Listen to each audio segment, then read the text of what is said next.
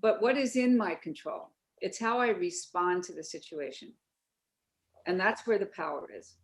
So when we can understand that we create our own experience, and the only thing that somebody cannot take away from us is our attitude and the way that we look at something, no matter how stressful, no matter how difficult it is, how can we flip it around and put ourselves back in charge?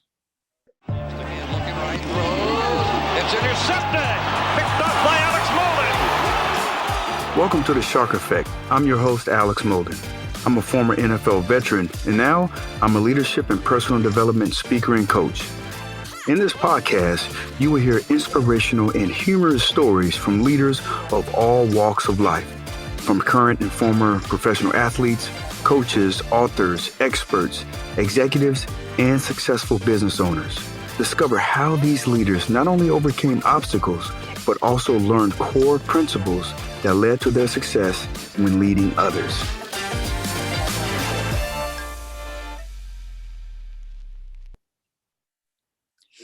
Tina, it's great seeing you again. Hey, welcome to the Shark Effect. I'm excited for our conversation today.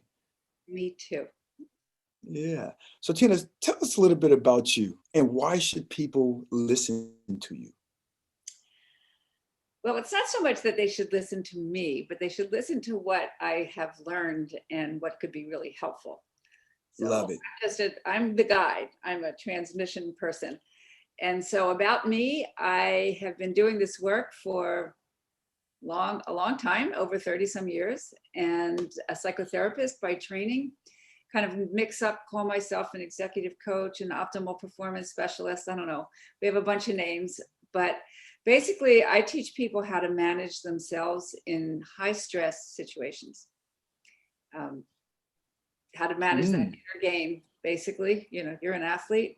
I love sports, and it's the inner game of self. Oh boy, that is something. I'm just already like, okay, man, I wish I would have had you in my corner years ago when I'm, trying to get ready for these different games and, the stress level and, there's fans and expectations, especially when you start getting paid, Yeah. Yes. That is, Absolutely. yeah. So what are some tips you can give us in terms of like with those high stress environments, whether it's in sports or at the job or at home? What are some tips you can lay on let us? me say that there are a couple operative questions that help us to be able to manage ourselves in these situations.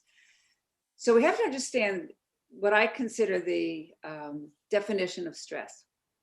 So stress, the way that I've kind of learned it and use it and find it really helpful, is the perceived amount of control that we think we have or we don't have. So the operative word is perceived. And there are things that are happen to us externally, like COVID. We're in COVID right now. That has been really pretty much out of our control in the way that it's been handled and all of those other things. But what is in my control? It's how I respond to the situation. And that's where the power is. So when we can understand that we create our own experience, and the only thing that somebody cannot take away from us is our attitude and the way that we look at something, no matter how stressful, no matter how difficult it is, how can we flip it around and put ourselves back in charge? And sometimes, the decisions get smaller and smaller, but many, many, many, many times, if you're, I work a lot with high-powered, executives that have a lot of people that they're responsible for, or again, it doesn't matter, sports or family, but it's basically, you want to be that person that everybody wants to be around. And that person is calm and cool and collected and can manage their thoughts no matter what's going on. And so in order to be able to do that, we have to have a quiet body so we can have a calm mind. Because the body gets triggered before the mind does. And a lot of times when we just talk and try to talk ourselves out of things, and in the meantime, our heart is pounding and our fists are clenched and our hands are sweaty. It's learning how to really kind of control that nervous system so we can calm down and then think much more clearly.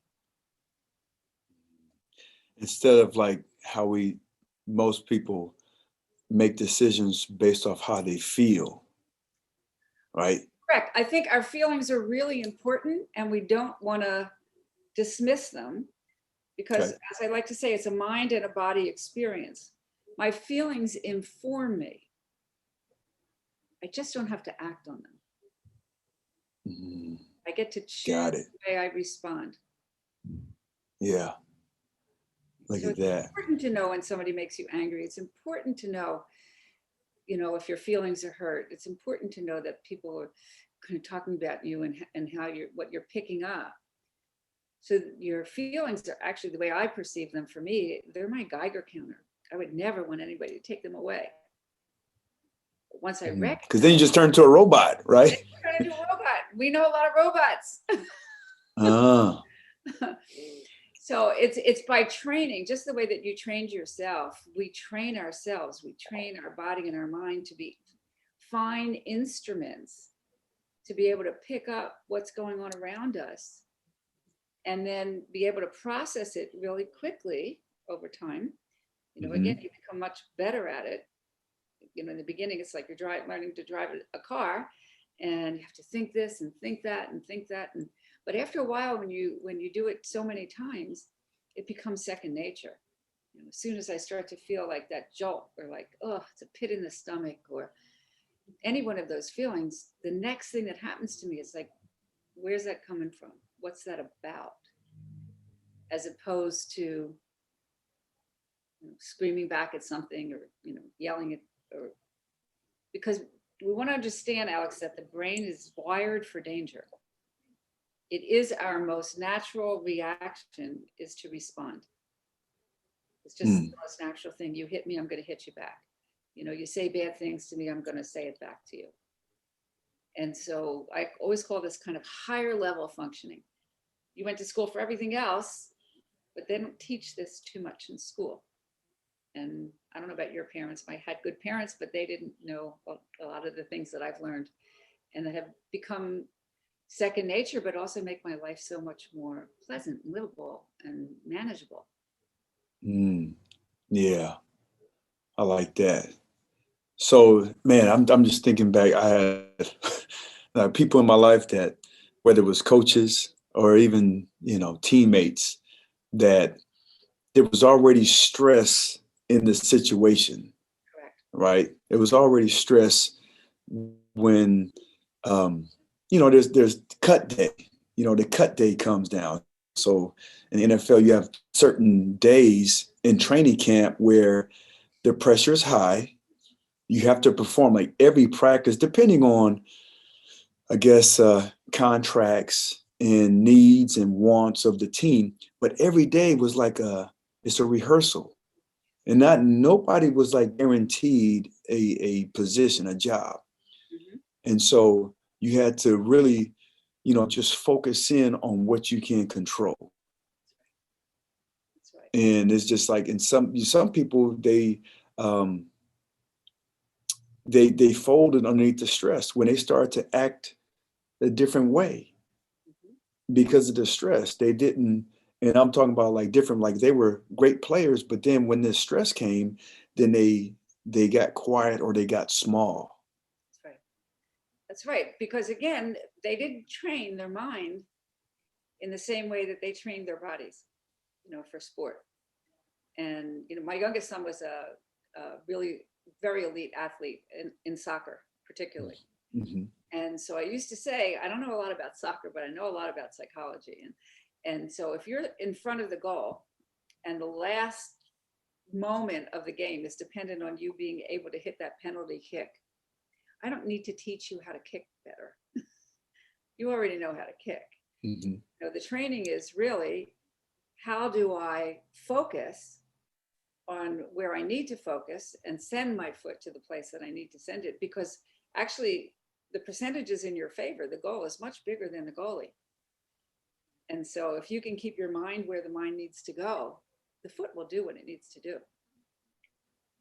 And so, again, if you practice it over and over and over, and you said the magic word is focus. Because again, focus doesn't come easily. necessarily. We're distracted by so many things. There's so many things going on and all the pressures. So all you have to do is send your attention outside. Am I going to make this cut? You've already lost a percentage of your focus that needs to be on what needs to happen in order for that coach to pick you. So again, going back to my son with the soccer coach, he used to say to him, he asked my son what his goal was, and he said, I want to be on the national team. And he had the ability to do it. It wasn't like a crazy dream. And he said, nah, not really a good goal. And I said, what do you mean? I spent my whole life, working with this dream. And he said, you can prepare to be on the national team. He said, but you're a right-footed halfback, and if they want a left-footed, defender, you're not going to make the team. So you can only do what you can do. So that's, it's an intellectual thing, but then, okay, how do I do that? How do I actually put that into practice? And that's where the training comes in, Alex. Somebody like me, who trains people. What do I focus on? What do I do with those thoughts? How do I calm the body down? How do I keep my nervous system quiet so that I'm not so highly aroused that I can't think clearly? Because as soon as the nervous system goes offline, the brain goes offline, the mind goes off. And then, it's that spinny kind of feeling. It's a lot of training, but it's training for life. It's training for everything. It's not just sport. It's not just wanting to be that CEO or, that CFO or, the high position. It's being a parent, raising your kids. It's standing in line, waiting at the DMV. It's all of these things that when you have these skills, life works. It just works. As difficult as it is for everybody. Tell me a little bit about your mastery under pressure. I see that beautiful book right behind you. Thank you. So Mastery Under Pressure is my program, my book. It's my brand. We created this kind of statement of mastery under pressure, and because that's really what I want to be able to pass on. So it started out as an online program, and from the online program, I still have the online program, and then I made it into a book, podcast, articles, all kinds of things to be able to help you learn these skills, which are focus, relaxation, how to deal with that negative self-talk, how to visualize, and then how to manage fear and use fear, as I call, as your greatest teacher.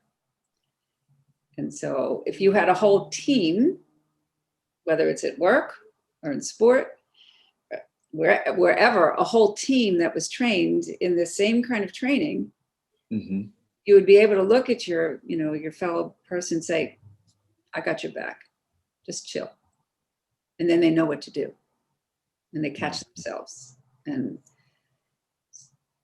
that's, so we have mastery over eating, and we're going to do a whole bunch of things, but I worked many years with women with eating disorders and addictions and pressure, just that pressure, however it hits. Whether it's internal or external? Whether it's internal or external, absolutely. And I think that's a great point, because a lot of times we create a lot of pressure for ourselves. I'll give you another example. I have a client that works, again, in a very high pressured, high position with a lot of people underneath him. And first time we talked, he said, I'm just not happy.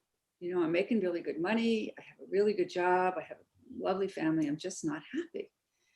We're talking a little bit, and he starts telling me how he has this expectations of himself. He needs to be perfect at this, and he needs to be perfect at that. And, he's never satisfied with how the job that he's done. And I said, you know what? You're never going to be happy. You're never going to succeed with an outlook like that, because you've already undone yourself. Every time you attempt to do something, you're never good enough. So you can't ever be happy with that mindset. And so it's learning how to work with expectations. I said, when you have an unrealistic expectation and your reality— Trying to be perfect, right? Trying to be perfect. Unrealistic. We need to change those words. I like to be really good at what I do. I like to be really good at what I do. But I like to go for excellence as opposed to perfection. And just that word excellence kind of changes the whole kind of feeling, right? Mm-hmm. Of the effort. Because I can achieve excellence. I can always take feedback and make it better and work on it and tweak it, and so that I can get better and better. But perfect? So we had to work a lot with his expectations. And I would say that— is that like how he defines things? That's right. Gotcha. Okay. That's right. And again, we raised in families, we raised with parents that have expectations of us, and and there's so many influences, friends, peer groups, media, everything. Oh, especially nowadays, right?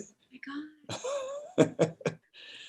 Man, a lot of expectations that can be put on you by others or yourself. Yeah. Oh, man, I can. Right. If you ever want to feel bad, just go look at all the amazing things that your friends are doing on social media. How are they doing that? No. And that's just, and then you're just seeing their highlights. You're not, because nobody wants to, very, very few people want to share their lowlights. I want to talk a little bit about, you talk about fear. Mm-hmm. Like, how do we flip that? How do we, turn that fear, that negative, I want to say emotion, how can you flip that on its ear and make it work for you? Perfect. So again, I like to use fear as sort of a friend, because it gives me, again, information. It's a feeling. Okay. Right. There's a couple wonderful sayings I have about it, which I love. One is fear is the only thing that gets smaller as you get closer. Okay. All right. So let's just say that this is my first podcast I've ever done. This is the first first public thing that I've ever done. Right. Which is not true, but let's just pretend that it is. Mm-hmm. But I always get a little jumpy. I'm excited. So there's always a little bit of, because it's live, we never know exactly what's going to go. If the phone's going to ring on my computer, who knows? Anything could happen. Right? Yeah. So, but let's just say it's my first time and I've got a lot of anxiety about it. So I recognize, rather than avoiding it, which is what the most prevalent thing that people do, is we tend to avoid things that are uncomfortable. That's why people don't do this level of work, because sometimes it's uncomfortable. Let's just say, okay, so I recognize this fear. I'm feeling a little anxious. I say to myself, okay, so what's that about? Well, I've never done this before. Then the question, what's in my control? What's out of my control? Always my favorite question when it comes to fear and stress, and what's in my control, what's out of my control. Well, I can prepare to be here. And that's one of the really, really big things in terms of performance and doing as best as you can to prepare. But again, because it's live, I never know what's going to happen. So that's out of my control. How much attention am I going to put on things that are out of my control that I can't predict? Which is where people go into the future all the time. What if this happens? And then what if that happens? And now, again, if we're doing something and we're doing a production, I'm going to, well, what if this happens? Well, I have another mic. Or what if that happens? 3 of my kids are all into, production and music and things that can always go wrong in the moment. So you do your best. You prepare. You have an extra set of, we used to call my father Mitchell Prepared. In the back of his car, he had chains, he had a blanket, he had for snow, he had for wind, he had for rain. So he was prepared, right? But up to a point, and then there's a point where things just go out of our control. And so as it gets smaller, I look at my fear and say, well, I can manage that. I can prepare for that. I can take care of that. Oh, well, that's not so big. Mm-hmm. even taking, what you're talking about in terms of, when you were trying out for the team, and every day is another audition. If you're an actor, dancer, performer, every day is another audition. What do I need to do? Where do I need to keep my mind? What do I have to do the best I can? Because our conscious minds, Alex, are only so small. They're small. I'm going like this and square, the square of our image here. Imagine that's your conscious mind. This is what I can control. Mm-hmm. All the other things, once that's filled up, it goes into my unconscious. And I don't have direct access. Mm. Which is why, when I need to prepare for something, I need to perform, I need to put all my attention 100% on the things that will put me in the best situation to have the best performance that I possibly can. So that means you can't be thinking about all the bad situations, the bad things that can happen. Because now, instead of 100% of my attention, I take that away. I start thinking about, what's the coach doing? What's the next person doing? What's this one doing? What's my colleague doing? Well, now maybe I'm down at 50%. Oh. And then if the mind just kind of takes over, then I got about 2% to perform.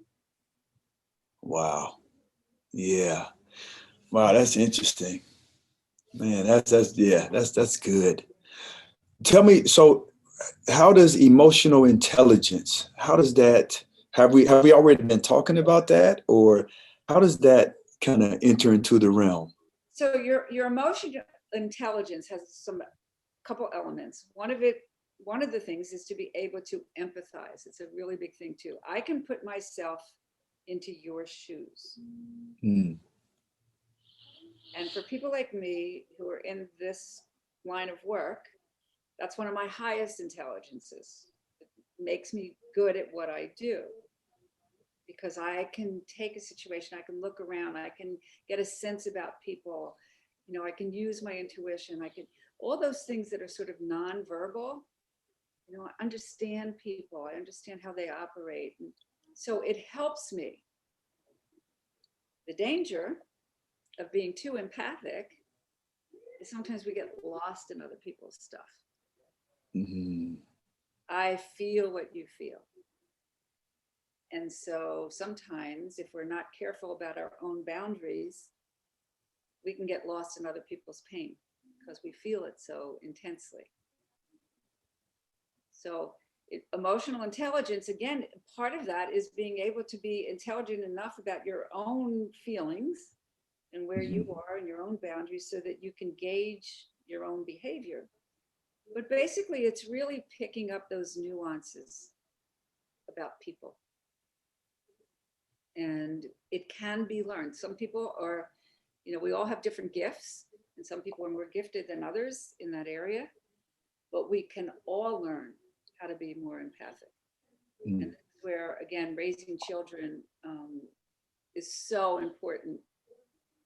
That golden rule, I use that 1,000 times with my kids. Put yourself in somebody else's shoes. Do unto them as you would have them do unto you. Those kinds of things, so that we are social beings, but that we're cognizant of other people.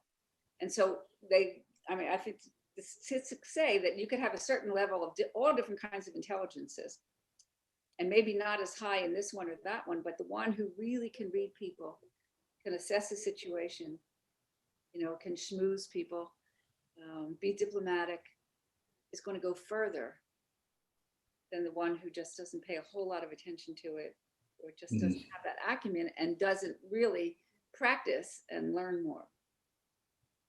Makes sense. So is this safe to say, like, if I know the different things that have happened in my life, whether it's good, whether it's bad, and whether it's sad, sorrow, like all these different feelings, Mm-hmm. and we might have different backgrounds, but you have gone through maybe a death in the family, or maybe you broke up with your boyfriend or girlfriend. I can just go back into my past Absolutely. and when I first broke up with my girlfriend, or my grandmother, somebody who close to me passed away, and I can get into that and then kind of, even though we're not in the same background and whatnot, but we've all had those same feelings. And I'm sure, as we get older, we've had time to kind of really deal, right? More tragedies, more difficult situations. Yes, absolutely. Yeah, because we all know how to, I mean, like with the good things, I mean, it's great to celebrate and, the wins in life. But now I'm going to celebrate, but I'm also always going to be wary of, um, that feeling, because oftentimes, like for instance, my dad, he was a former drill sergeant. He didn't smile a whole bunch. He was, Yeah. he was Stone. That was his nickname, Stone. And I wouldn't ask him for anything unless he was happy or he was smiling. So I was like, oh, this is my moment. I had a dad just like that, Alex. Again, the good news and the bad news. Yeah. Good news, bad news is it makes you very tuned in to other people and other people's moods. Mm-hmm. You could tell when my father would walk up the back staircase, I already knew if he opened the door and he was in a good mood, the whole house would relax. If he was not in a good mood, we ran for the hills. Mm. But it also tuned me in to those nuances of people's behavior. Right? Mm-hmm. 7% of what we say actually gets registered, the words. 93% is body language and tone. That. Right?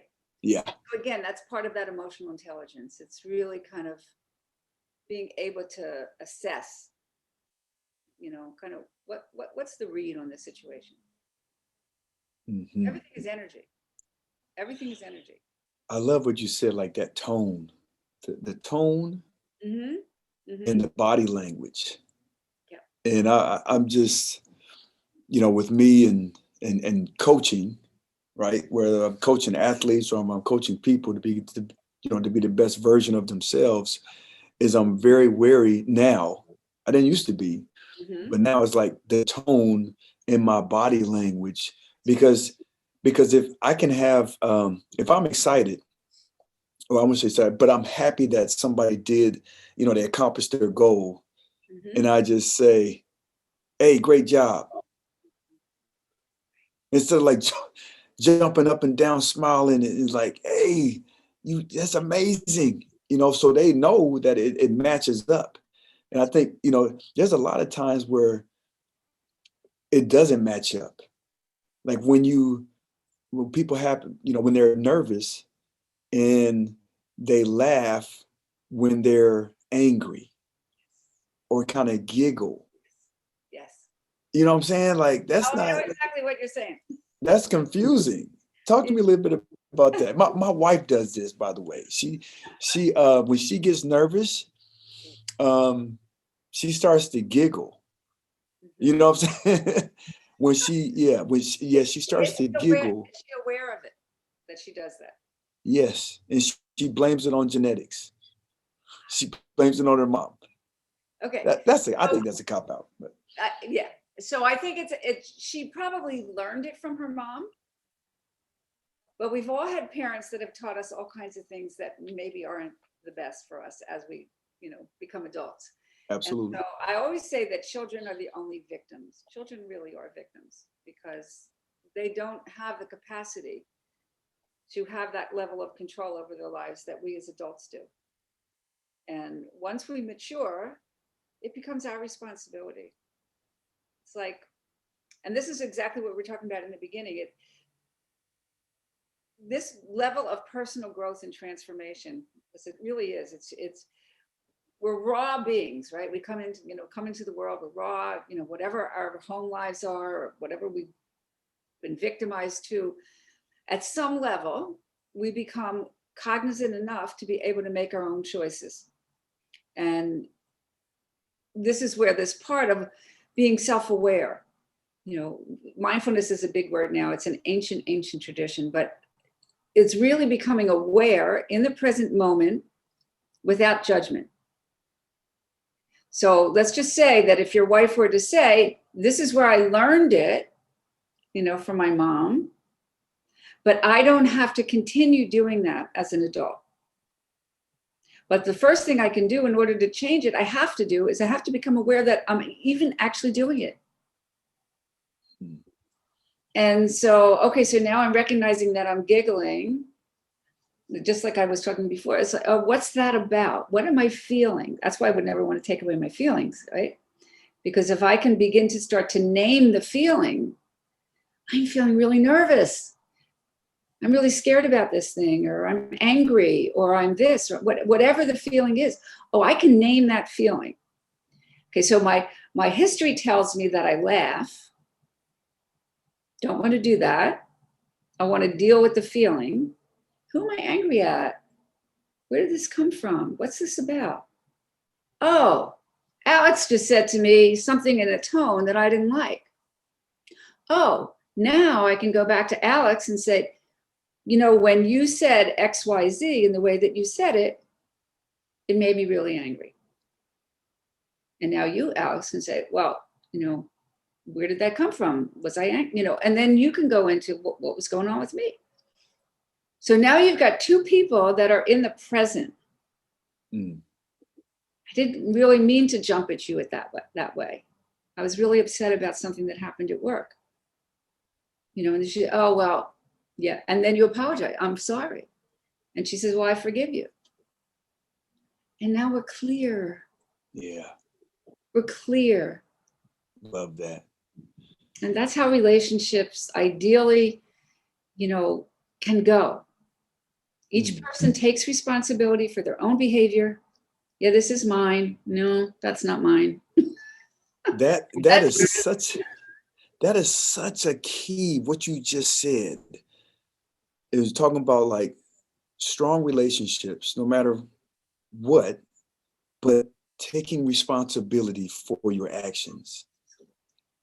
And I think there's a lot of folks, especially in, who have fame or who have a platform, that they don't take responsibility. It's the key. That's the key. It's the key. It's the key. Taking responsibility. Turn it on yourself and stop blaming everybody else, because that's the easiest thing in the world to do. Say that one more time, Tina. Say that one more time. Stop blaming everybody else. Take responsibility. This is how I married my second husband. The day he said to me, he says, I take responsibility for my own behavior. I said, oh my God, I'm in. And it works. And it doesn't mean that we don't have our, ups and downs. And we very, very, very rarely fight, but we had one the other night. And, he said something in a way that I didn't like. It was the tone. And then he got defensive. Right? Yeah. He got defensive. And we kind of stormed off a little bit, He came back and I said, well, are we going to talk about this? Not right now. Okay. All right. Not right now. All right. 5 minutes later, when you raised your voice is when I got really pissed, And I said, well, when you had that tone and the way that you said it, done. Look at that. Done and gone. One of the biggest, or, when me and my wife, we get into little spats, and it's most of the time it's the tone. I won't say like for us, it's like, that's the biggest, it's my tone. And then she says that. So I come in a tone and then she doubles down, and then it spirals. Yep. Because my pride jumps in too. Well, there you go. So you have to understand, okay, in conflicts only escalate because we add fire to it. It's like a fire, we just add more juice to the fire, just more oxygen, and then it explodes. So there's a whole thing, honestly, in really training in communication. in how to phrase your words and your sentences so that you don't put flame on the fire. Oh, give me an example. I love this. I love where this is going. I'll give you an example. So if I say to you, Alex, close the door. And you say to me, Hey, well, why are you coming in so hot like that? or you could say, no, you close the door. I don't like your tone. It could go anywhere, right? Mm-hmm. But if I said to you, and you asked a nice question that gave me an opportunity to actually answer it back. A lot of times people don't, depending on, it's like, or if I said to you, Alex, you close the door, you'll always leave it open and it's always cold. You're going to come back to me with some kind of defensive statement. No, it's not me, it's you. It's the most natural thing to do when you point a finger at somebody, whether you say it, you, or you actually point the finger, you blaming somebody. Oh, okay. Right? And if they're not really conscious, they're going to blame you back. No, it's not me, it's you. Right? Then there's another way where, God, Alex, would you please close the door? Now, how does that make you want to respond? It's like, oh, just you saying that, just that deep breath, like, oh, you're such an idiot. You always leave the door open. You didn't say those words, but just how you, oh, you big dummy. Right. So the Close the first door. way, when you attack like this is an attack. It's aggressive. You did it. This is passive aggressive. Not really kind of blaming you, but you're getting it. That I'm really pissed at you, really mad. Right. And so I'm not going to get a good response back because I've set it up to put you on the defensive again. Right? And I'm sure all this is like, you're not thinking about it. You're not present. You're like subconscious. You don't thinking about. Just respond. You're just reacting. Right. Got it. And then the third way is I just don't say anything. Oh boy. Right. I know people like that. Right. My dad was I know really good people at like the silent treatment. Oh boy. So, in order to actually get what you want, you only get 50% of an opportunity. You don't get 100%. If you don't say anything, you get 0. Okay. Right? If you're aggressive, you really get 0. Okay. But if you're assertive, and the way that you phrase assertive statements is it's always from an I place and I feel. Alex, I'm really cold. Could you please close the door? Right? No biggie. No biggie. I would close the door for you, Tina. Good. Right? So by me asking you not only nicely, so I've got a good tone, nice tone, but it's the way I phrase it. I'm feeling cold. When you say this to me, this is what it makes me feel like. And my husband said to me, when you raised your voice is when I went, when I left. And I said to him, when you said XYZ, it made me feel like you were dismissing me. Okay, it's from that I feel place. And then it gives the other person an opportunity to reflect. Got it. Yeah, maybe I said it in a harsh tone. Maybe I wasn't so nice. Maybe I did raise my voice a little bit. I'm sorry. So what happens when you have people that they're not even as in touch with their feelings and they just say, I'm angry. Mm-hmm. And they don't even know like how they got to that. They didn't even know that it was because of somebody's tone, the words, or their body language. They just got angry and they don't know exactly why. Does that happen? Of course it does. It happens to most people. That's why there's only a small percentage of people that actually do this work. Okay. And that's why I'm on a mission to teach as many people as I possibly can, because this is the key. This is the key to world peace. Love it. No, it just is. Mm. Right? So we have to be in a situation, we have to have guides, we have to have people that help us to be able to navigate this very complicated system. And this is the thing, Alex, because in our culture particularly, we're very mental. We try to think our way through things. And we don't really have access to the whole emotional realm, which is the realm of the body. Really, it's a body-brain thing, but we feel our emotions in our body. And so they're a guide, right? So when, like I said before, when I have that pit in my stomach, I know that I'm scared. When my heart is hurting, I know that I'm that there's grief here, that I've lost something. There's different parts of the body give us so much information. Right? So if we're trying to think our way through, we can only, again, have a small amount of information. If we grow and we have access to our greater self, then we have so much more to work with. It's like going to graduate school. It's coming out of elementary school. It's coming, it's like the next level of training. And so that's why it's an educational thing. It's not just psychology. It's not just because something's wrong with you. It's not. That's why the psychotherapist, I kind of play down a lot, because I don't want anybody to think that there's anything wrong with them. There's not. They're just human. Yeah.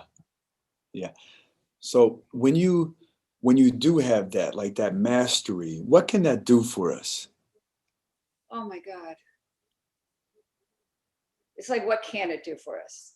We just come through a year of hell for people. Yeah. And, I'm grateful because of my profession, that I've been able to be helpful, which makes me feel, more potent. But I haven't seen my grandson in a year. I haven't seen my kids, haven't seen my family. I ache for that. I ache for it. But I have a context to be able to pull. It's always about, okay, what's in my control? I can come back to that over and over and over again. But I can't see my family right now. Oh, but we can get on Zoom. We can do that. Mm-hmm. I can call more frequently. My little grandson, I've called enough that he says, oh, I want to show mom something. Yeah. 3.5 years old. So what's in my control? I do what I can. Every situation that you have trouble with, you have a toolbox to pull on. Love it. I'm feeling really anxious. I tell a story all the time, Alex, that I had breast cancer. And so when they were doing a biopsy, they came at me with this instrument and they said, I'm sorry, but we can't use anesthesia. I didn't know. You got to be kidding. And so every time they would come at me with it, was like a hanger, it was like a wire, I would just want to faint. So I said to the nurse, I said, you know what? Let me lie down on the floor.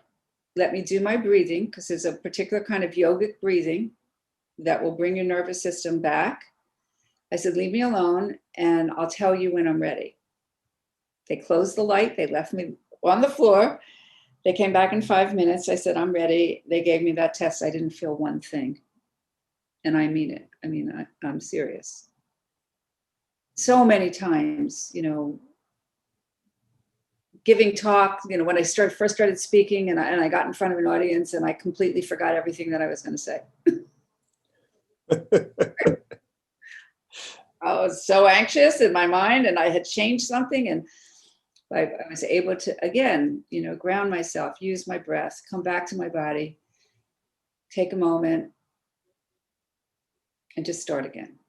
There you go. And you would never know what was going on inside of me. Love it. Tina, how can my listeners get more of you? You have a website, you have a course. I see your book, social media. I want to hear it all, please. Okay. So Tina at Mastery Under Pressure. That's Okay. my email. You can email me. Tina at Mastery Under Pressure. And I'm going to have this all in the show notes, but yep.